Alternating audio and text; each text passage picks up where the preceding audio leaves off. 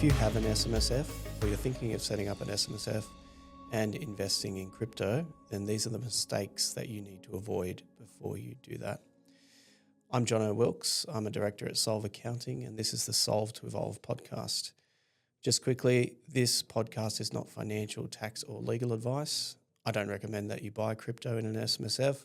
However, if you do have an SMSF or you're thinking about setting one up and you're interested in crypto, then these are the basic mistakes you need to avoid. Full disclosure, I have a small allocation of crypto in Bitcoin in my SMSF. With that, let's get into it. So the common mistakes I've seen in my clients over the past couple of years when it comes to crypto and SMSF, number one is using foreign exchanges to buy the crypto. So as the SMSF trustee or the owner of the SMSF, you have the control and you choose where you buy the crypto in your SMSF.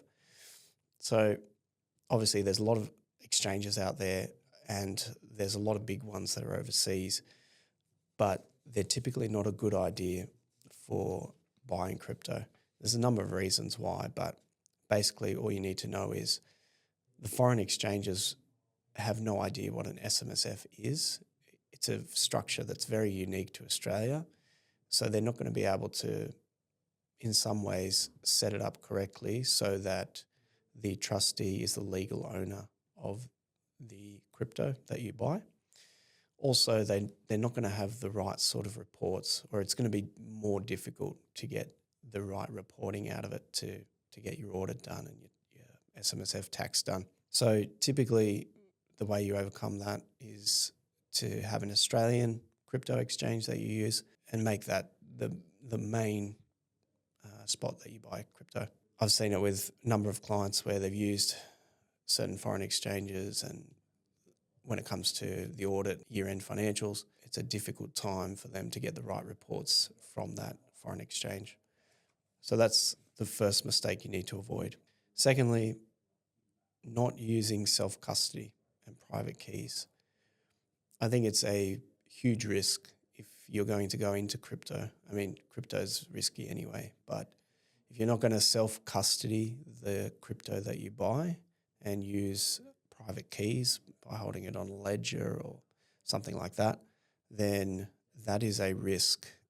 And I'll tell a quick story here. So when I set up my own self-managed super fund, I wanted to buy some crypto.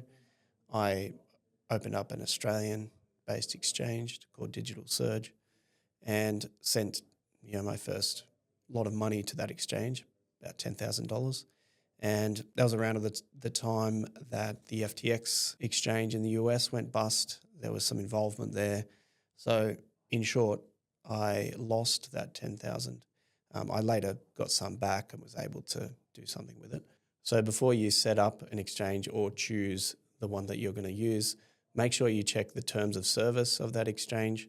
They're all slightly different. Some of them you lose the custody of your crypto when you have it on the exchange. Some of them you don't. They don't take custody. So you need to check those terms before you choose to open a crypto exchange. And once you've bought the crypto, get it off the exchange and hold it in a hard wallet where you own the private keys.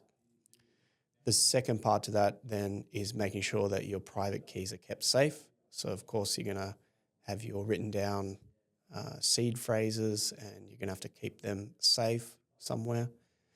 And maybe you even need to think about, in a long-term scenario, what happens if you die?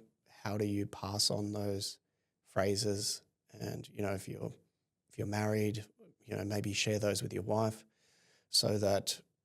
and show her how to access the crypto, because if something happens to you, then you'll need, whoever's surviving you will need to know how to access that crypto. So that's an important one. And there's a number of risks there you need to be across. Don't make the same mistakes that I did, and make sure you get it right from the start. The third mistake is not keeping the right records. So that means when you buy the crypto on the exchange, download the receipt then and there, put it in a file, wherever you keep your files for your self-managed super fund, or send it to your accountant, whatever. Make sure that you get the records at the time you're purchasing, and then at year end, make sure that you're able to access things like trading statements. So that'll show what you've bought, purchases and sales during the year. You should be able to get those from an Australian-based exchange. Some of them might also have a year-end tax report that you can download. So that's pretty straightforward. But make sure that you get those records as close as you can to when you're buying the crypto. The mistake that I've seen is people and SMSF trustees who don't get those records at the time that they're doing whatever they're doing with crypto, buying and selling. If they don't get it at the time and down the track, exchanges have gone bust and they've lost access to those records. So that's one that you need to keep in mind, because remember, your SMSF has to pass an audit. So it's not enough to simply rely on things like tax reports from third parties like Coinly and Crypto Tax Calculator. Your auditor is going to be asking for the original documents from those exchanges. So make sure you get those. Lastly, there's other mistakes that I've seen being made, but probably the other one is not having a clear strategy around crypto investment. Obviously, everyone knows it's a risky area. It's a young industry. It's only 10, 20 years old. It's still developing. There are, unfortunately, scams out there, and there have been in the past. So you need to be extremely skeptical before investing in any crypto investment, and particularly in your SMSF. This is a retirement vehicle. Don't use your SMSF to speculate on, the next best coin or this and that coin that, might be a new release to the market. You just don't know where those are going to go.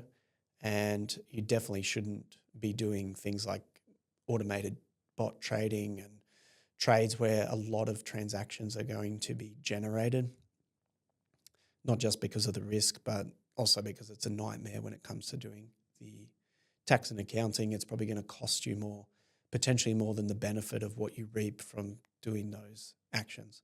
So just always keep in mind long-term investment and invest in accordance with your investment strategy.